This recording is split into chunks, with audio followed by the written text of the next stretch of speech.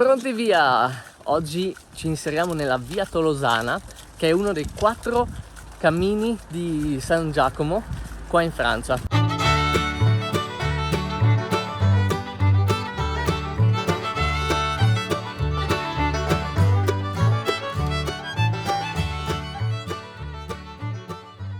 Come sapete, fino a qua abbiamo camminato un po' su strade e sentieri quasi casuali, solo con una direzione in testa. Adesso invece voglio vedere se riusciamo a percorrere proprio il vero cammino. Sarà un po' più lungo che andare semplicemente in quella direzione, perché fa un sacco di deviazioni e anche il tipo di strada non sarà ideale per il carrellino, quindi vediamo se ci riusciamo. In ogni caso la Via Tolosana va in direzione di Saint-Jean-Pied-de-Port, che è il punto di partenza del cammino francese in Spagna, e noi vogliamo fare il cammino del nord, quindi a un certo punto dovremo comunque abbandonarla e proseguire verso la costa nord in maniere più spartane. Però per più di 200-250 km mi sa che lo percorreremo. Sono le 10 e abbiamo raggiunto la Via Tolosana. Adesso iniziamo a percorrere il Chemin de Saint-Jacques-de-Compostelle. Come stai? Sei emozionata? Felice! Siamo stati ben 2 ore a fare 5 km e mezzo, perché Lino, il carrellino, inizia a dare alcuni segni di cedimento, in particolare la ruota sinistra c'è la gomma che si stacca di continuo, e quindi abbiamo fatto 2 tentativi. Abbiamo prima provato con dello scotch, che però sull'asfalto si rovina e si rompe, si stacca. Alla fine abbiamo trovato una possibile soluzione che magari durerà un pochettino, non tantissimo, ma sicuramente più dello scotch, ed è con un filo di canapa che abbiamo comprato per appendere i materassini agli zaini.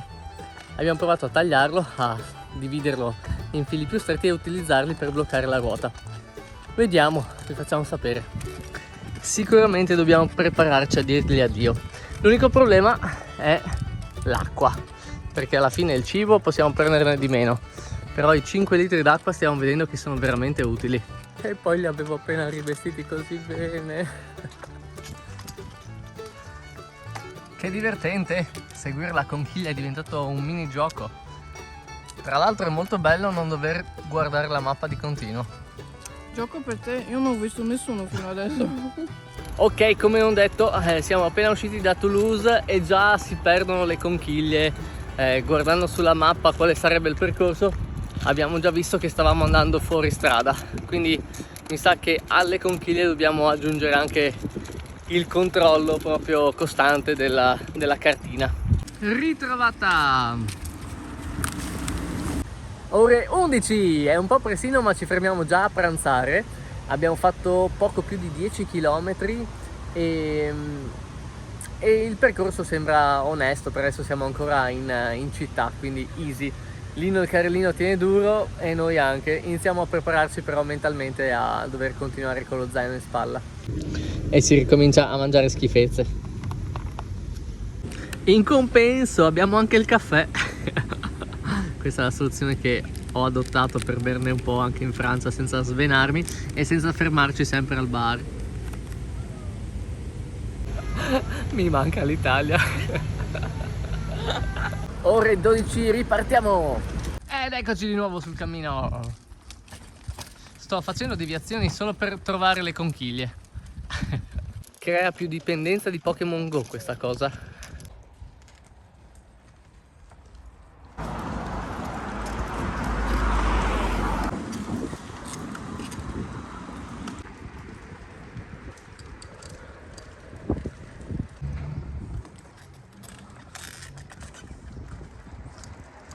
È Luna e... no.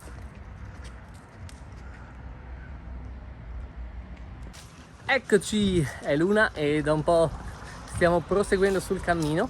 Abbiamo anche già incrociato una pellegrina con tanto di conchiglia appesa allo zaino, però sembrava troppo pulita e troppo fresca per essere in cammino da tanto tempo. E comunque, dopo aver attraversato un paio di paesini, siamo arrivati a Pibrac, che è molto carino. C'è una strada in salita con delle casette molto colorate e pittoresche, e qua c'è una chiesa molto particolare, non ne ho mai vista una così, davvero bella. Cioè sembra tipo un castello più che una chiesa.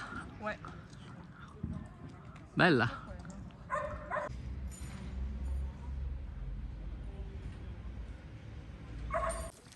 ed è la chiesa di Santa Maria Maddalena. È tutto in francese. Ed è chiusa, peccato, ero proprio curioso di vedere com'era dentro. La pellegrina ci sta seguendo ancora? Sì, penso che lei ha capito che siamo dei professionisti. Penso che ci troviamo al McDonald's, anche lei? No, quello non credo. Questo anche è strano, in Italia non abbiamo le porticine per passare sui binari. E Marta mi dice che ci sono molti incidenti per attraversamento sui binari. E siamo arrivati a Brax, sono le 2 del pomeriggio. Oggi stiamo procedendo molto rapidamente. Comunque c'è da dire che camminare con questo meteo è tutta un'altra cosa. Cioè è veramente uno spettacolo. Di solito alle 2 noi siamo morti, anche all'ombra sotto un albero, ma siamo morti cadaverici perché c'è un caldo pazzesco, un'afa, e dobbiamo aspettare per forza le 5 del pomeriggio prima di ripartire. Adesso invece si cammina da Dio. Infatti abbiamo già fatto un buon numero di chilometri e secondo me, se non facciamo pause, per le 4 siamo già a fine tappa della giornata. Ti ricordi quando mi parlavi del cammino? Ore 2:30 Marta ha visto la sua prima nutria. Com'è stato? Guarda! No, ma questa non te l'ha fatto la nutria. Sì, ma... Com'era la nutria? Ciccione!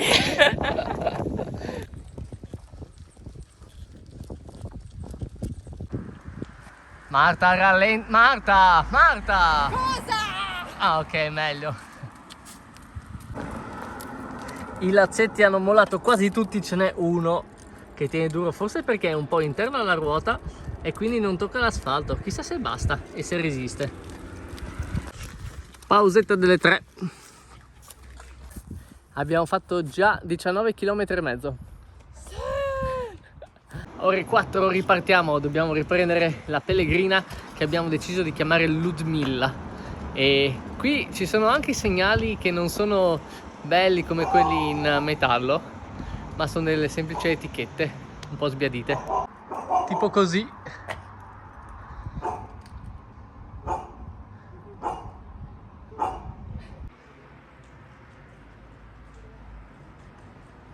E comunque stiamo attraversando l'Egvan.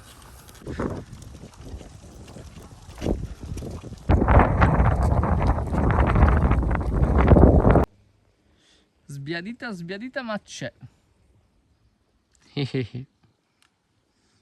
Ready? Male alle spalle? Un po'. Vuoi fare il cammino di Compostela? Ah, e voi arrivate fino a dove? Beh, a Compostela. Ah!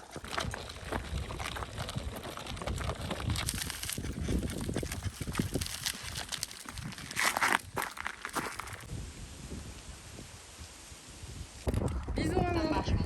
Allez, bisous ma princesse. Che l'aguardente è veramente... è come rum. Mamma! Cosa ti è piaciuto?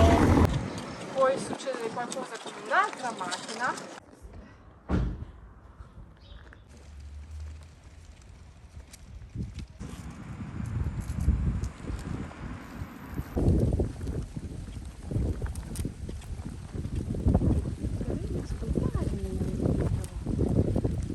Ore 7:20.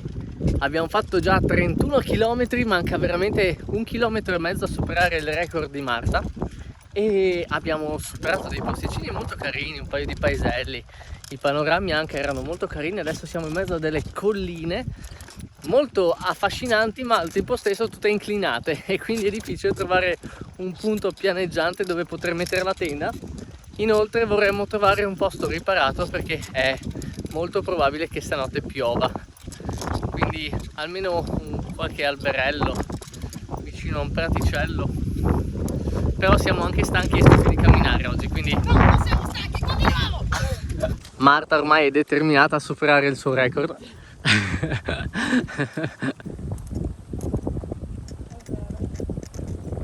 Questa struttura è interessante.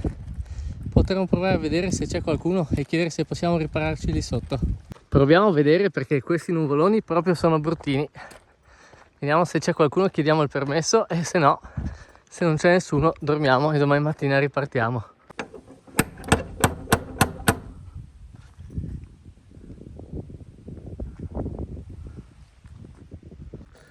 Ci possiamo fermare qua? Ti dispiace per il record? Un po'. Dai, lo facciamo domani. Ok.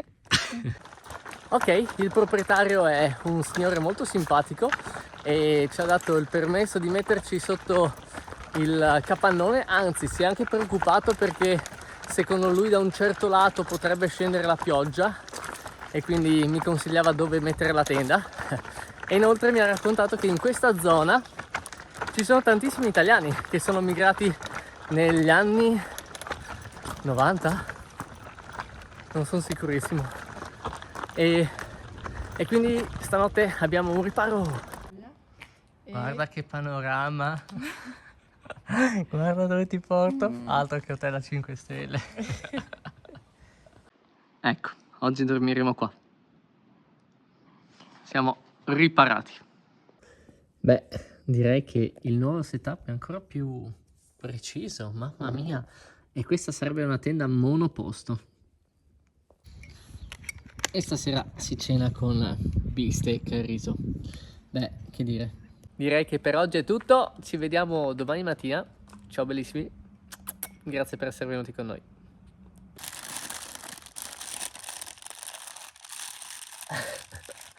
Ciao bellissimi! Giorno 81, ci risvegliamo in questo capanno. Stanotte non ha piovuto, hai sentito pioggia? O sono. Ah, in compenso ha fatto freddo e anche oggi fa freddino, infatti stiamo già pensando che per quando raggiungeremo i Pirenei a settembre avremo bisogno di un equipaggiamento un po' più pesante. Di una casa. A casa. Questo è il panorama oggi. Le nuvole sono ovunque, probabilmente pioverà, anche le previsioni meteo mettono un'alta probabilità di pioggia, quindi teniamo gli impermeabili pronti e partiamo. Oggi ho deciso che non utilizzerò Lino il carrellino se non per l'acqua e il cibo, perché la ruota veramente non ce la fa più, quindi dobbiamo trovargli una nuova sistemazione. E ricominciamo con lo zaino in spalla! Mi mancava un po' la sensazione, tra l'altro in caso di pioggia è anche molto più comodo.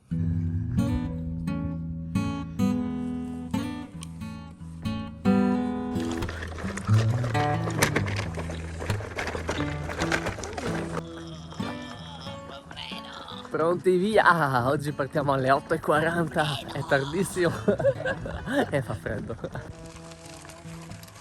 E siamo a L'Île Jourdain. Probabilmente qui dove saluteremo Lino. Ore 10:20, piovigginiggia, piovigginicchia. In realtà piove abbastanza fitto, però è sottile e non si vede. Quindi facciamo una pausetta in questo paesino, al coperto, vediamo se smette. Una cosa stra interessante dei supermercati qua in Francia, e che mi ricorda un po' il Giappone, è il fatto che c'è quasi sempre il bagno, almeno in quelli un po' più grandi, ed è veramente stracomodo, soprattutto per noi che viaggiamo. Comunque la pioggia ha smesso, abbiamo svuotato Lino, abbiamo riempito gli zaini. Sei pronta? Si sta preparando. Speriamo che il nuovo padrone sarà molto gentile con lui. Andiamo. Sì. Ripartenza, e il fatto che non ci sia Lino si sente già sulla schiena. Questo è veramente caro. Tutto questo. Siamo arrivati.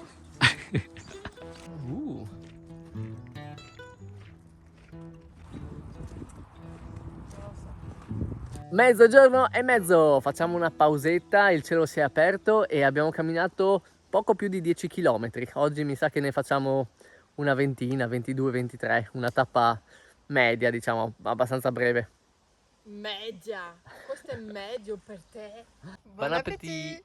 Si riparte l'1:15, abbiamo fatto una pausetta giusto il necessario per recuperare un po'. E adesso facciamo probabilmente altri 7-8 km, poi un'altra pausetta e poi gli ultimi 6-7. Ore 3 siamo arrivati a Montferrand-Savès e abbiamo visto che ci dovrebbe essere un piccolo negozio di alimentari, però che apre tra un'oretta, e dato che abbiamo fatto una pausa pranzo molto breve, adesso facciamo ancora una pausetta, aspettiamo che apra e mangiamo e beviamo qualcosa. Sì, pausetta vicino a questi Sasha. scoiattoli castagne. Ore 4, il negozio era aperto, abbiamo approfittato per fare una bella merenda. Le Savès-Toulousain, e vi faccio notare c'è ancora la croce dell'Occitania, e questo è il percorso di cui vi parlavo, vedete questo GR che sta per la Grande Randonnée, che è questo percorso, è uno dei GR, questo è il 653, ma ce n'è anche tanti altri, e noi adesso siamo qua. E in realtà andremo proprio in questa direzione perché San Sebastiano è più o meno qua. No, scherzavo, noi andiamo qua.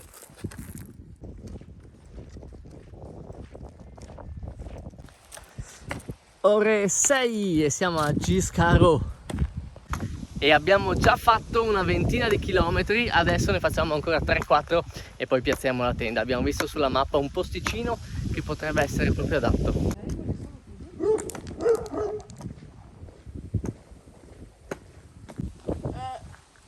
Non lo so. Cosa ne pensi tu?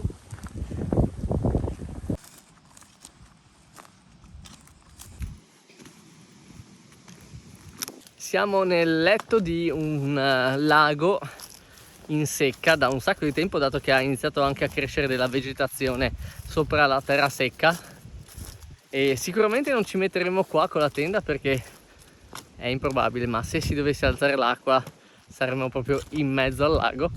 Però un po' più in alto, magari dove c'è dell'erbetta, sarà carino. Ok, abbiamo deciso che ci metteremo sotto questa quercia, esattamente qui, con vista lago.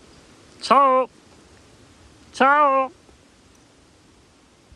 Mi piace la nostra casa di oggi.